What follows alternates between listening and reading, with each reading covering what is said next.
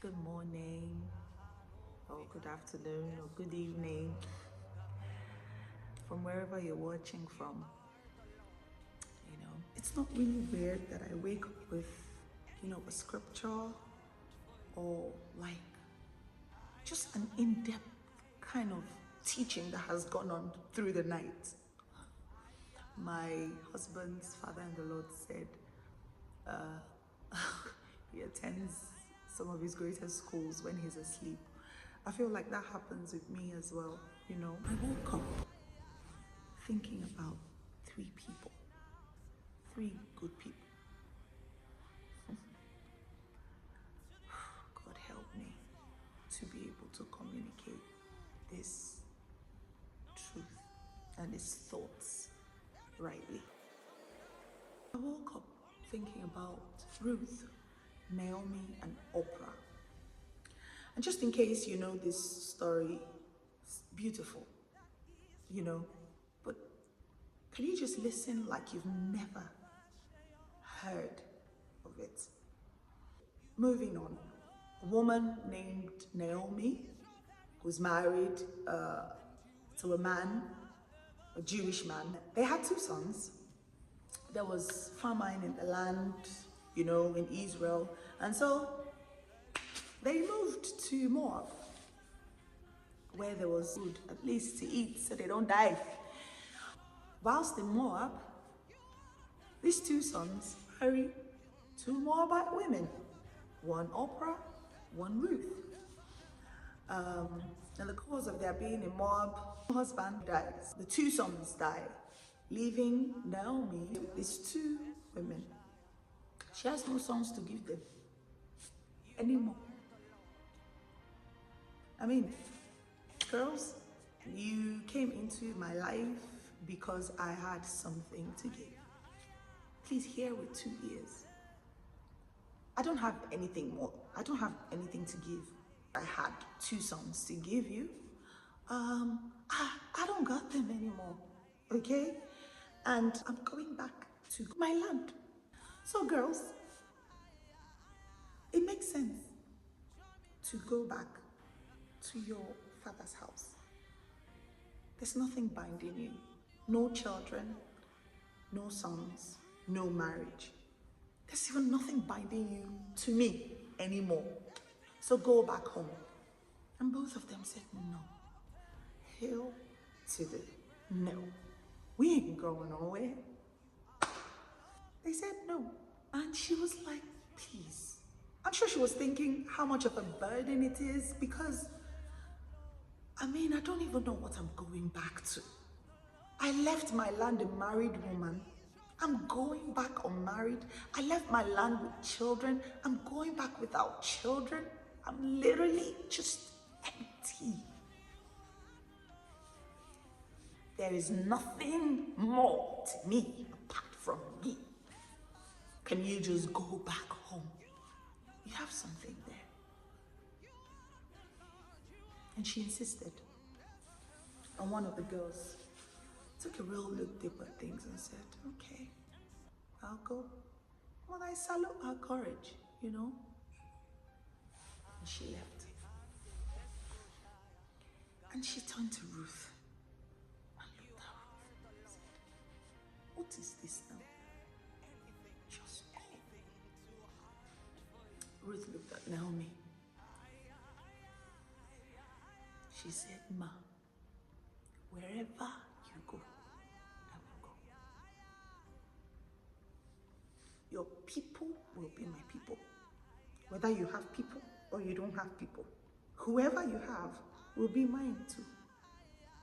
Your God will be my God. This is a woman we can marry. Your God will be my God. At that point, you don't go further with the conversation. You don't insist further because you know that that person is ready through thick and thin. Because I'm sure Naomi didn't know what she was going to meet.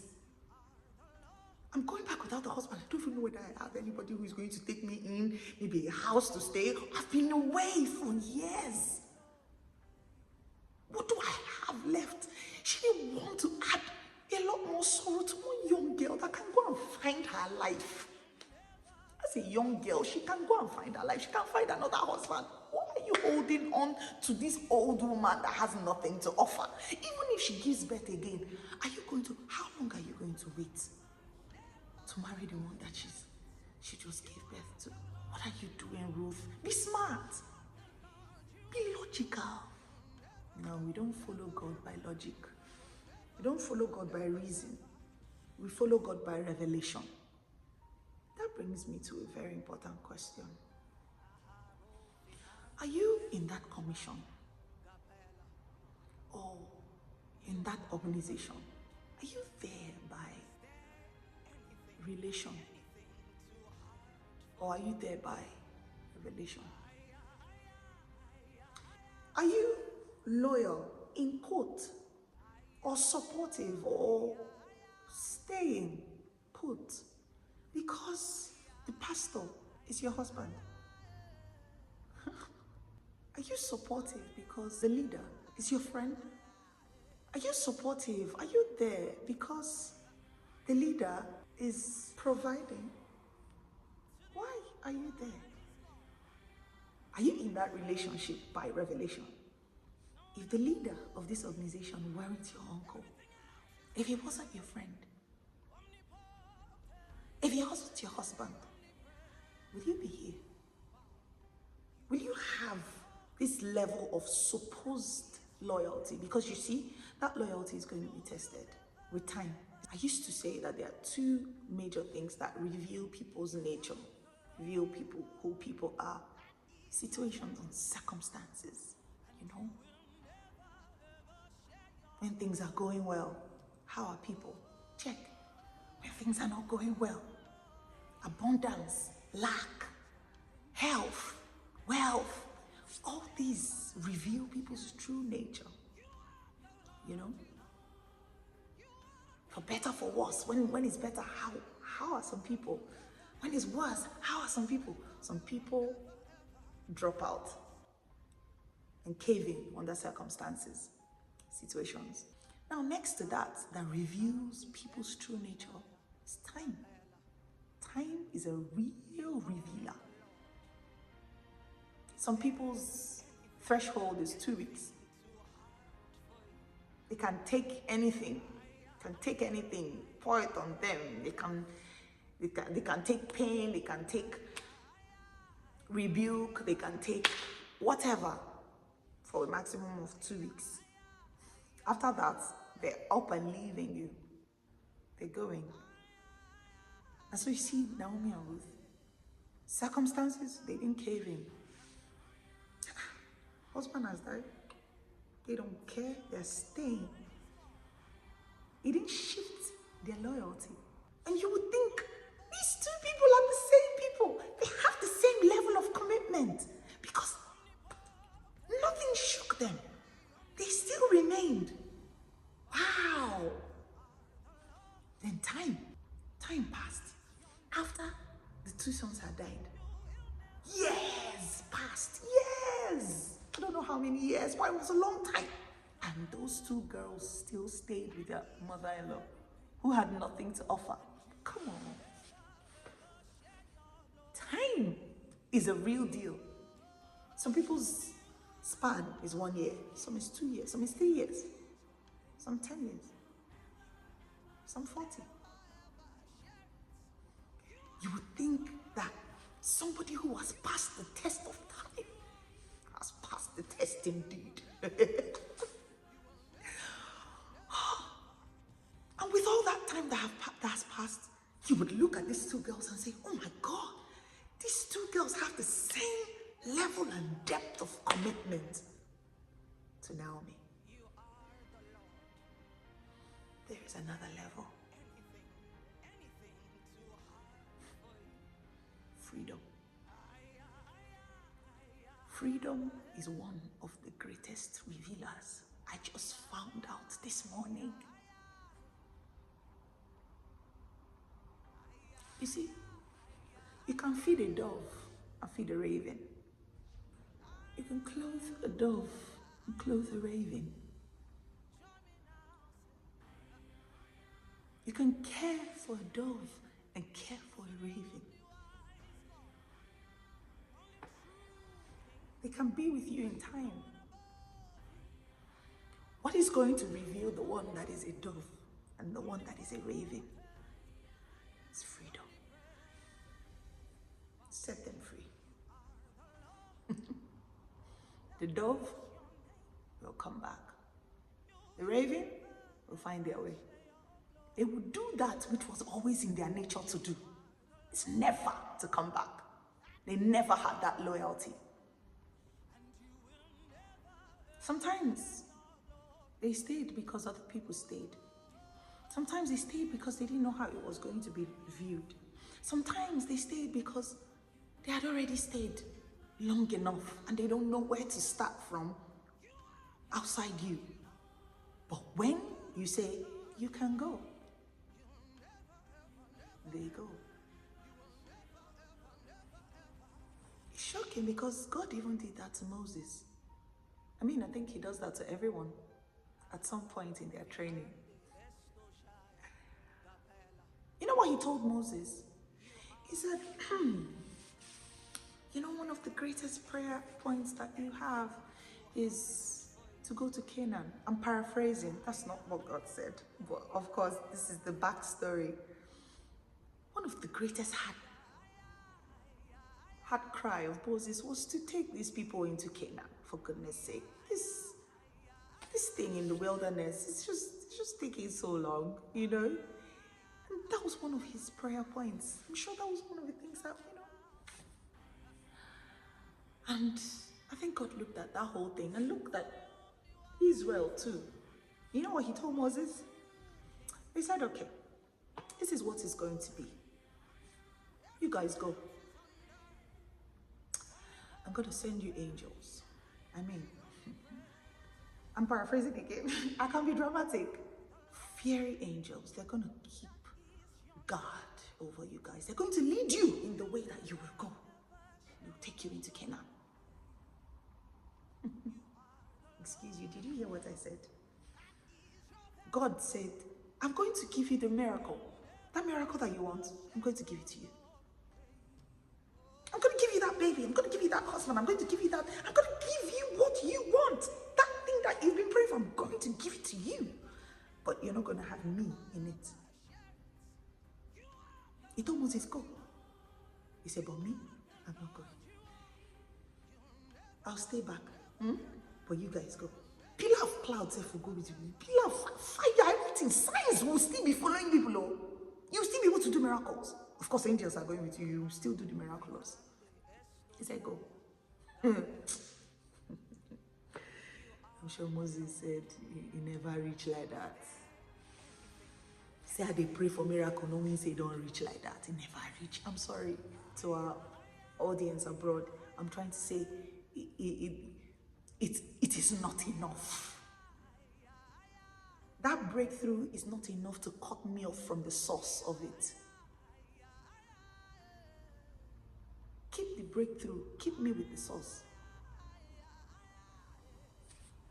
He told God, he said, don't take us one step further if you will not go with us. We'll die here in the wilderness. Canaan what? Canaan without God? A Canaan without God? How are we going to take those giants with the angels? I think angels don't have their limits. How are we going to have the faith to conquer that land with the angels? He said, Lord, don't take us any further. Keep your angels. We want you.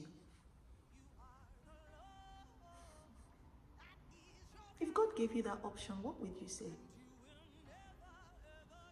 Think about it, your greatest heart desire. God comes this morning and says, I will give it to you. But you will not have me in it.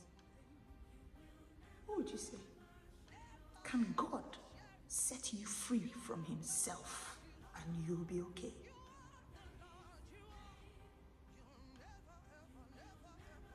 Do you have the kind of depth of commitment to God that even if he says, go, I insist, go. Everything will be well with you. I bless you. I bless you. Your pastor says, I bless you. I bless you. Go, go, go. Go, yeah. You coming? I'm going if you're coming. So at the end of the day, whatever happened to Oprah, we don't know. Whether she died, whether she lived, whether she remarried, whether, whatever, we don't know. Because you see, with regards to God's plan and his purpose and the grand scheme of things, whatever happened to her didn't matter anymore. I mean, we called your name in the first place, or we even spoke about you in the first place because you were connected, you were attached, or you were at some point aligned to something that was going to lead to the big picture. You were aligned to destiny at some point. That's even why we know about Oprah in the first place. But how did Ruth's story end? We know that one. We are sure of it because it was important to God's big picture. The woman entered her destiny. She has a book to her name. She was not a warrior princess. She was not a queen. She was just a follower of Naomi. And through that lineage, Jesus came. God knew that I need somebody with this kind of depth of loyalty and commitment to be great grandmother of my son that is coming to earth. That seed needs to be there. That DNA needs to be there. So you know what happened to Ruth? We know her testimony. That thing that even made her come in contact with Naomi in the first place, the husband, she got it. I mean, she married a hottie. It was not just hot, it was also loaded. That thing that was her heart cry and her heart desire, that made her meet with Naomi in the first place before she got a deeper commitment. She knew that this one, I'm connected to her in destiny. It's beyond husband. And with Naomi, a son or no son. I'm sure when she followed her, she didn't even think she was going to marry again. What her own is, I know that in destiny, I'm connected to this woman. I'm going to follow her wherever she goes. Whether there's lack, whether there's abundance, whether people know us, whether people don't know us, I am going to follow her.